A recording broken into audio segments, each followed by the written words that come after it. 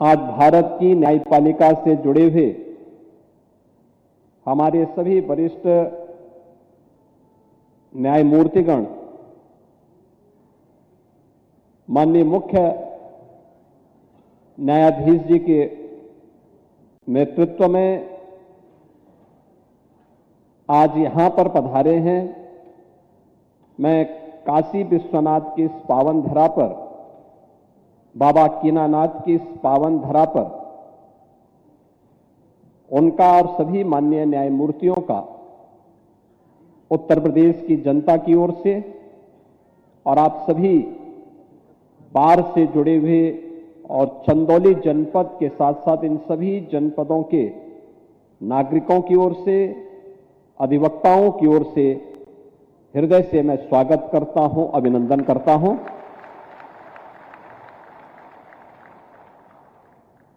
आज का दिन उत्तर प्रदेश के देश से अत्यंत महत्वपूर्ण दिन है और महत्वपूर्ण दिन इस बात को लेकर के कि यहां की न्यायपालिका के इतिहास के एक नए पृष्ठ का सृजन हो रहा है। मुझे याद है कि अपनी एक यात्रा के दौरान उच्चतम न्यायालय के हमारे आज के मुख्य न्यायाधीश माननीय श्री सूर्यकांत जी ने इस बात का उल्लेख किया था कि न्याय सहजता के साथ प्रत्येक नागरिक को उपलब्ध हो सके,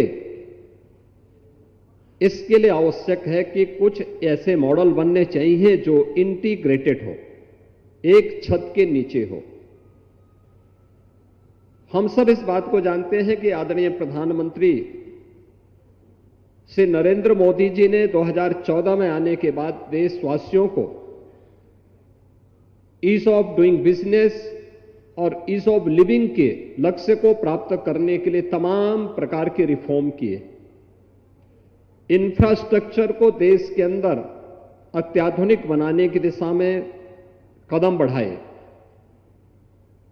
आदरणीय प्रधानमंत्री जी की प्रेरणा और प्रयागराज के उस कार्यक्रम में जब आज के मुख्य न्यायाधीश महोदय ने इस बात के लिए कि कोर्ट कॉम्प्लेक्स भी इंटीग्रेटेड होना चाहिए, हम लोगों ने उत्तर प्रदेश के अंदर कार्य करना प्रारंभ किया। और मैं धन्यवाद दूंगा कि इलाहाबाद उच्च न्यायालय के हमारे मुख्य न्यायाधीश महोदय ने, इससे पहले इलाहाबाद उच्च न्यायालय के मुख्य न्यायाधीश के रूप में माननीय श्री बिंदल जी ने इस दिशा में पूरा सकारात्मक सहयोग किया और उत्तर प्रदेश सरकार ने एक साथ उन 10 जनपदों में जहां पर अभी तक स्वयं के डिस्ट्रिक्ट कोर्ट नहीं बन पाए थे, उनको एक साथ अपनी स्वीकृति दी कि यहां पे इंटीग्रेटेड कोर्ट कॉम्प्लेक्स बनने चाहिए।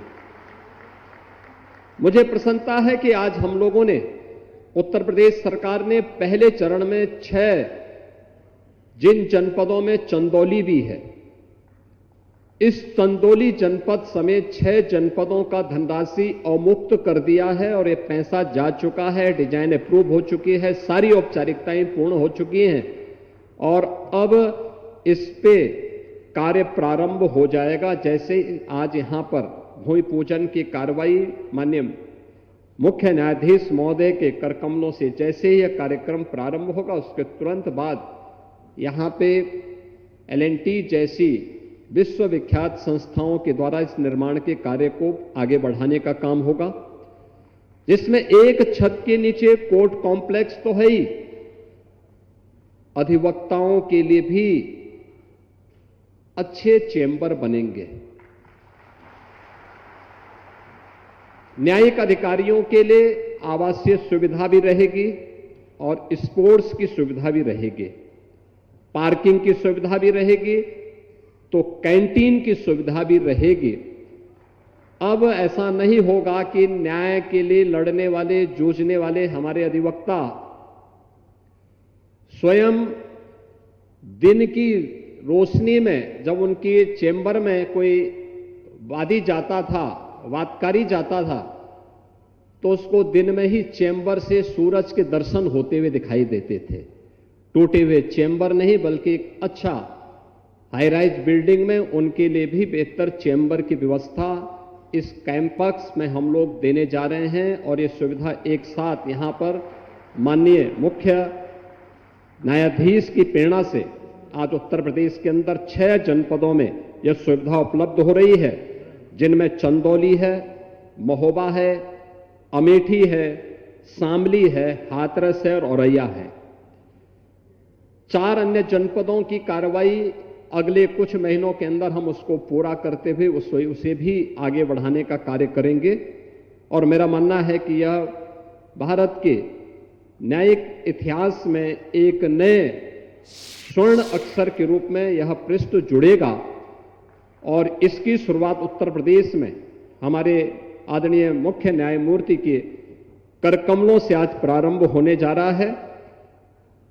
हम लोगों का इस बात को मानना है कि लोकतंत्र की सशक्तिकरण के लिए अत्यंत आवश्यक है कि हमारी न्यायपालिका उतनी ही सशक्त हो। एक कॉमन मैन को जितनी सहजता के साथ, सरलता के साथ न्याय प्राप्त हो, उतना ही उनके पास अच्छा इंफ्रास्ट्रक्चर होना भी आवश्यक है।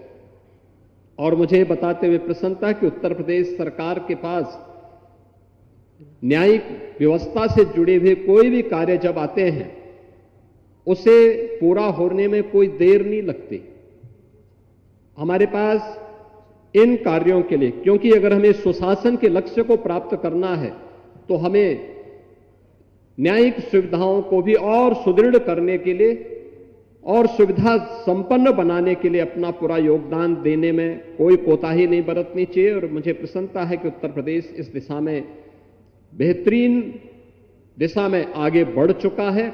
मैं आज के इस शिलान्यास कार्यक्रम के अवसर पर इन 6 जनपदों के साथ ही उत्तर प्रदेश के अन्य जनपदों में, जहां अभी प्रयागराज, अभी वाराणसी के बारे में भी हमारे उच्चतम न्यायालय के वरिष्ठ न्यायमूर्ति माननीय श्री विक्रम नाथ जी ने इस बात का उल्लेख किया कि वाराणसी में हम लोग तो हर जनपद में चाहते हैं कि हर जनपद में इस प्रकार के कोर्ट कॉम्प्लेक्स बने। और ये सचमुच ये 6 जनपद पायलट के रूप में हम लोग प्रारंभ करने जा रहे हैं। और मैं इस बात के लिए आश्वस्त करता हूं प्रदेश सरकार की तरफ से कि पैसे की कमी नहीं आज के दिन पे, इच्छा शक्ति की कमी जरूर दिखती है। आप दृढ़ इच्छा शक्ति के साथ कार्य करिए, सरकार का पूरा सहयोग मिलेगा। मैं इन सभी 6 जनपदों के हमारे न्यायिक अधिकारियों को, अधिवक्ताओं को, जिनके द्वारा लगातार इस बात की आवाज उठाई जाती थी, और यहां तो चंदौली जनपद में तो यहां के जनप्रतिनिधि भी और यहां के अधिवक्ता भी लगातार आंदोलन करते थे। मैंने यहां बार एसोसिएशन को बुलाया लखनऊ, मैंने कहा आंदोलन क्यों कर रहे हैं भाई, ये तो अब स्वीकृत तो हो चुका है, आप आराम से जाके अपना न्यायिक कार्य करवाइए, उसमें योगदान दीजिए।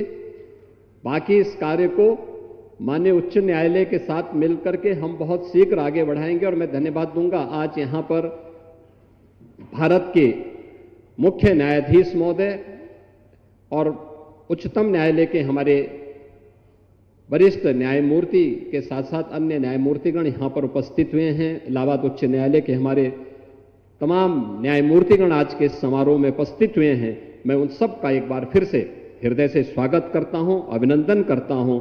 और आप सभी को इस इंटीग्रेटेड कोर्ट कॉम्प्लेक्स के शिलान्यास के अवसर पर, भूमि पूजन कार्यक्रम के अवसर पर हृदय से बधाई देता हूं, अपनी शुभकामनाएं देता हूं। धन्यवाद। जय हिंद।